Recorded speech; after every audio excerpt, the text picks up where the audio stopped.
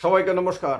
যতন খুলুমখা বন্ধুরা, আজকে ভারতের বিভিন্ন রাজ্যের সঙ্গে ত্রিপুরাতেও বন্ধ ছিল। অনেকে হয়তো খেয়াল করেননি, আজকে ত্রিপুরাতেও বন্ধ ছিল।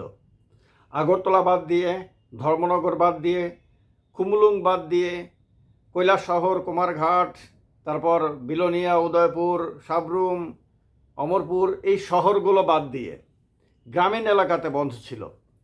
বন্ধের ডাক দিয়েছিল সংযুক্ত কিষাণ মোর্চা, অর্থাৎ সর্বভারতীয় সংগঠন। তারা কৃষক আন্দোলন যে চলছে আপনার উত্তর ভারতে, সেই কৃষক আন্দোলনের রেশ ধরেই আজকে সব জায়গাতে বন্ধ ছিল।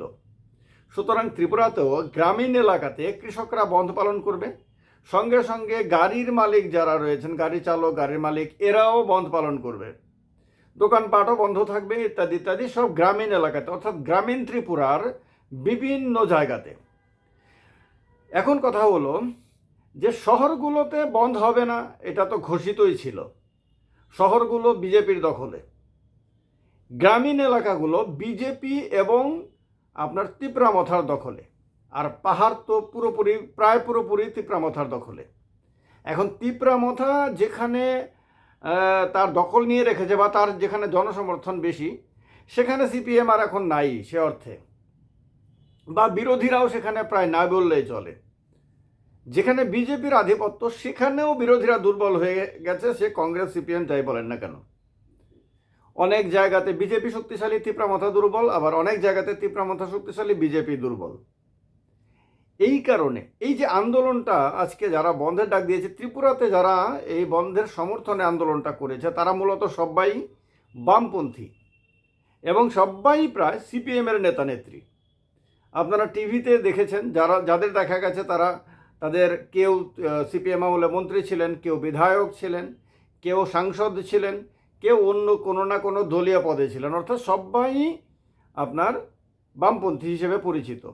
তো তারা ত্রিপুরাতে তাদের সংগঠনগুলো, তাদের কৃষক সংগঠন রয়েছে, আবার এই যে সংযুক্ত কিষাণ মোর্চা, তাতেও যারা ত্রিপুরার হয়ে যোগ দিয়েছেন, তারা সবাই এই সিপিএমের সমর্থক বা নেতা এরা। ফলে বন্ধটাকে সাকসেসফুল করতে হলে যাদের ময়দানে নামতে হবে তারা মূলত বামপন্থী।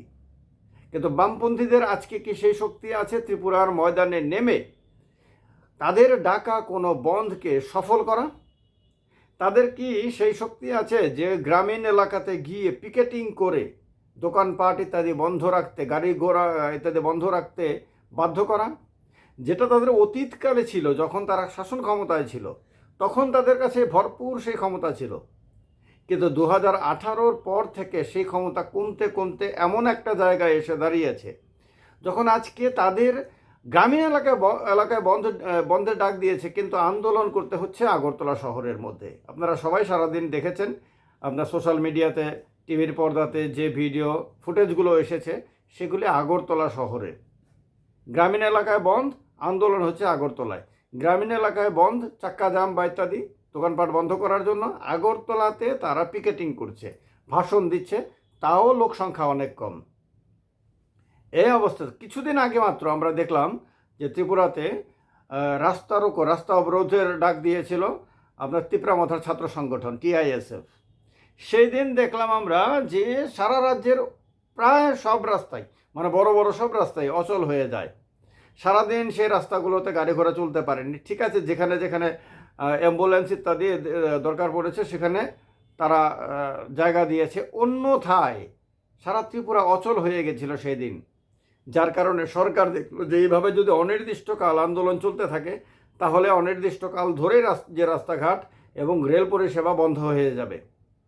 তিপ্রামথা এখনও পর্যন্ত, তারা প্রধান বিরোধী দল হলো, তারা ক্ষমতাসীন দলের মতনই তারা একটা এলাকাতে তারা শাসন ক্ষমতা ভোগ করে, তাদের আধিপত্য ভোগ করে, যেটা অতীতকালে সিপিএমের গণমুক্তি পরিষদ ভোগ করত, বা কোনো একটা সময় অল্প বিস্তর হলেও IPFT ভোগ করত। এখন সেটা কম বেশি তিপ্রামথা ভোগ করে। সুতরাং তিপ্রামথা যেখানে আধিপত্য বিস্তার করে রেখেছে, এখনও পর্যন্ত কতদিন রাখতে পারবে সে তো ভিন্ন বিষয়। সেখানে কোনোভাবেই সিপিএমের পক্ষে আজকে বা বামপন্থীদের পক্ষে সেখানে ঢুকে গিয়ে তারা জোর করে কিছু করবে, সেটা অসম্ভব প্রায়। আজকের দিনে তা প্রমাণিত হয়েছে। আর বিজেপির যেখানে যেখানে প্রতাপ রয়েছে সেখানে সেখানে কি হয় সেটা তো গত 5 বছরের বেশি সময় ধরে ত্রিপুরাবাসী খুব ভালো করে দেখেছে। সেখানে যদিও বর্তমানে এটা দেখা গেছে যে আগরতলাতে বা যেখানে যেখানে তারা আন্দোলন করছে, যদিও আন্দোলনের মধ্যে অধিকাংশই আপনার বয়স্ক লোক থাকে, প্রবীণ লোকরা থাকে, ম্যাক্সিমামেরই 60 বছরের বেশি, যাদেরকে টিভির পর্দাতে দেখা যায়, যাদের ছবি দেখা যায়। এখন আর বিজেপির তরফে লাঠি ডান্ডা নিয়ে সেই আক্রমণ ইত্যাদি হয় না। কারণ এর আগে 4.5 বছরে মানে এগুলি করতে করতে বিজেপির ছেলেরা হয়তো ক্লান্ত হয়ে গেছে, হয়তো দিল্লি এবং আগরতলার কর্মকর্তারা হয়তো কম বেশি বুঝতে পেরেছেন যে এইগুলি করে করে মানুষের নিন্দা এবং ঘৃণা অর্জন করা হয়। এগুলি তো গণতন্ত্র, তো এগুলি হতেই পারে না। আর সাধারণ মানুষও এগুলিকে একেবারে পছন্দ করে না। সাধারণ মানুষ যারা এগুলি করে তাদেরকে ঘৃণা করে। সুতরাং এই পরবর্তী সময় 4.5 বছরের পরবর্তী সময়ে এগুলি কমতে কমতে এখন অনেকটাই কমে গেছে।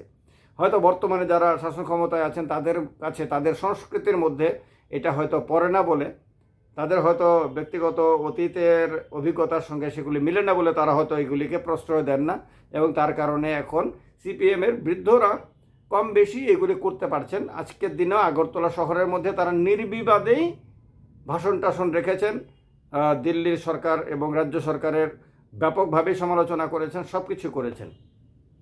কিন্তু কৃষকদের যে আন্দোলন চলছে দিল্লি চলো অভিযানকে কেন্দ্র করে, হরিয়ানা এবং পাঞ্জাব বর্ডারের মধ্যে এমএসপির দাবিতে, ম্যাক্সিমাম সাপোর্ট প্রাইসের দাবিতে এবং আরও বেশ কিছু দাবি তাদের, সেই দাবিতে ভারতবর্ষের বিভিন্ন রাজ্যে আন্দোলনে প্রভাব পড়লেও ত্রিপুরাতে কিন্তু তার প্রভাব পড়তে দেখা যায়নি।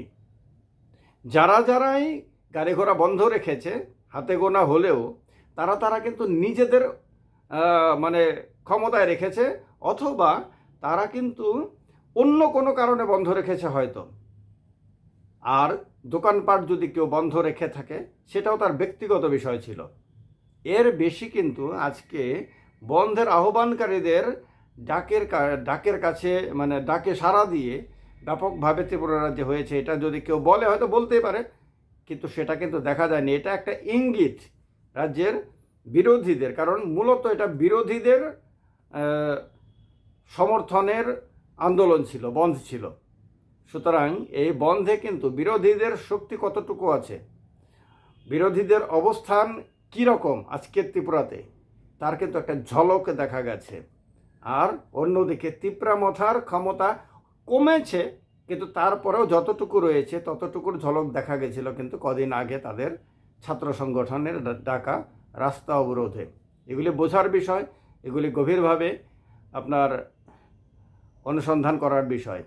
সুতরাং রাজ্যের বিরোধী যারা নেতারা রয়েছেন তারা যদি এগুলি থেকে বুঝে নিয়ে তাদের পরিস্থিতিকে ঠিকঠাক করতে পারেন, সংশোধন করতে পারেন তাহলে হয়তো আগামী দিনে রাজনীতিতে তারা একটু বেটার পরিস্থিতিতে যেতে পারেন।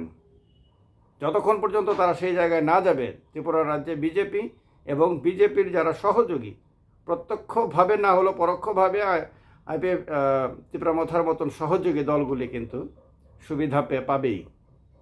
যা মনে হয় আপনাদের তা লিখে জানাবেন। যতন খুলুম খা, সবাইকে নমস্কার।